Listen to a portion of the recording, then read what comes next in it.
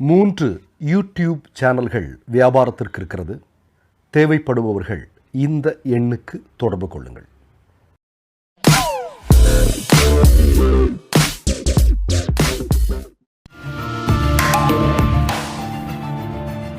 கேள்விகளை நீ கேட்கிறாயா அல்லது நான் கேட்கிறேன்? வணக்கம்.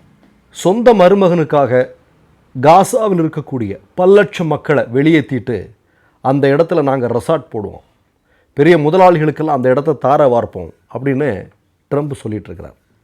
இன்னொரு பக்கம் ட்ரம்ப் என்ன சொல்கிறார்? ஈரான் மீது வெடிகுண்டு வீசுவோம் அப்படின்னு சொல்கிறார். நேற்றுக்கு வெடிகுண்டு வீசுவோம்னு சொல்கிறார், இன்றைக்கி சொல்லுவார் நாங்கள் ஈரானுடன் நேரடி பேச்சுவார்த்தைக்கு தயாராக இருக்கிறோம், கொஞ்சம் வந்திருப்பா அப்படின்னு சொல்லுவார். அடுத்ததாக என்ன சொல்லுவார்?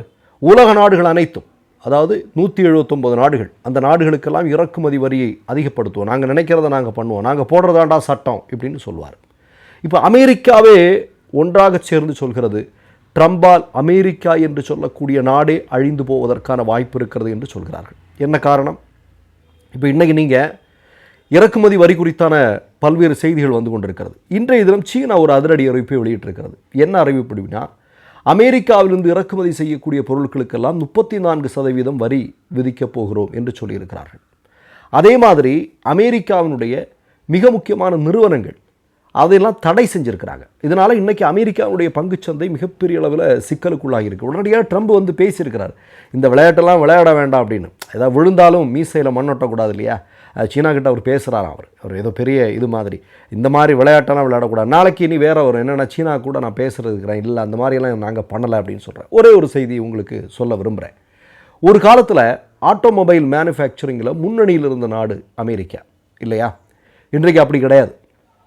ஏன் நான் இதை சொல்கிறேன்னா, ஜெர்மனி, ஜப்பான் மாதிரியான நாடுகளிலிருந்து ஏராளமான வாகனங்களை அமெரிக்கா இறக்குமதி செய்கிறது இல்லையா? ஆனால் இப்போது என்ன பண்ணியிருக்கிறான்னா, இந்த 2 நாடுகளிலிருந்தும் இறக்குமதி செய்யக்கூடிய வாகனங்களுக்கு அதிகமான வரி விதிக்கப் போகிறேன் என்று சொல்லியிருக்கிறார்கள். அதனால் இந்த 2 நாடுகளும் இனிமேல் அமெரிக்காவிற்கு வாகனங்களை ஏற்றுமதி செய்ய போவதில்லை.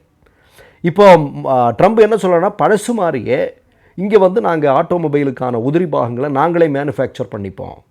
அப்போ அமெரிக்காவை கார் தயாரிப்பில் நேரடியாக இயங்கலாம், அது அமெரிக்க பொருளாதாரத்திற்கு ஒரு மிகப்பெரிய அளவில் பலம் சேர்க்கும் அப்படிங்கிறது இவருடைய திட்டம். ஆனால் எதற்காக அமெரிக்காவில் இயங்கிக் கொண்டிருந்த ஆட்டோமொபைல் அந்த பார்ட்ஸ் எல்லாம் மேனுஃபேக்சரிங் பண்ணக்கூடிய நிறுவனங்கள் எல்லாம் மூடப்பட்டன.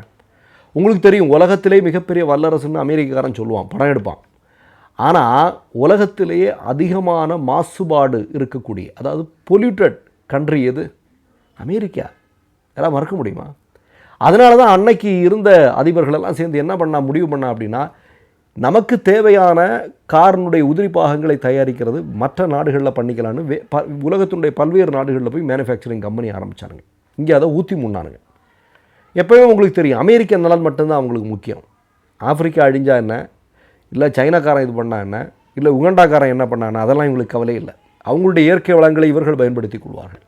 மற்ற நாடுகளுடைய மக்களுடைய மூளை இவர்கள் பயன்படுத்தி பெரிய ஆள்னு சொல்லிப்பாங்க. இதுதான் அமெரிக்காவுடைய ஒரு வரலாறு. அப்படிங்கிற அவனுக்கு வரலாறே கிடையாது இல்லையா? அவனுடைய வரலாறுனா சிவப்பு இந்தியர்களுடைய வரலாறு. இன்றைக்கி ட்ரம்புக்கும் பைடனுக்கும் புஷ்ஷுக்கெல்லாம் ஏதாவது வரலாறு இருக்கா? இப்படி ஒரு விஷயம். இப்போ என்ன அப்படின்னா, திரும்பவும் இங்கே கொண்டு வந்தால் அமெரிக்கா ஏற்கனவே மிகப்பெரிய மாசுபாடை சந்திக்கக்கூடிய உலகின் முதன்மை நாடாக இருக்கும் பட்சத்தில் திரும்பவும் இந்த மாதிரியான மேனுஃபேக்சரிங் கம்பெனிகள் கொண்டு வந்தால் இன்னும் பெரிய சிக்கல்களை சந்திக்கும்.